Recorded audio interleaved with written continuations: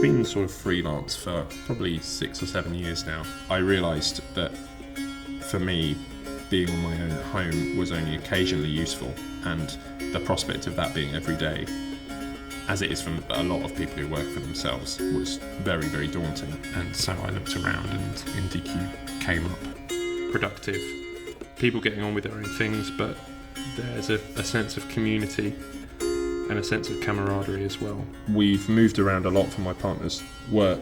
We've moved here to the foot of the Brecon Beacons and by the sea. A lot of people feel they need to be near London, and the cost of living here is so much lower, and it means that I can pursue things like this, and also I'm able to indulge my free hobbies a lot more here. You know, I can swim in the sea, I can go mountain biking, I can go hiking. I have a mountain outside my front door, and I feel very lucky. So my work is all about character and how to overcome the inherent challenges in creating characters in digital media or computational media like video games. And the artwork that I'm creating is, it's kind of an installation piece. Well, it is an installation piece. It's going to be installed in a basement of a very old house. It's a computer simulation and a text on the page.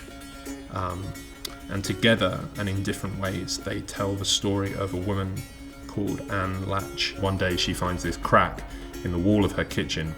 Inside it is this creature that seems to live there now. She spends the year learning that she can use it in certain different ways to produce reliable effects. So, you know, it will react in certain ways to the phase of the moon or to certain magical words that she remembers from her childhood. And she builds up a practice around this where people will come and have rituals and spells done which involve this creature. So it involves a lot of things like artificial intelligence. I've been learning a lot about artificial intelligence and building various things like that into the simulation, but also looking at the history of the book and how things like spellbooks might provide examples for how to build better characters on computers now.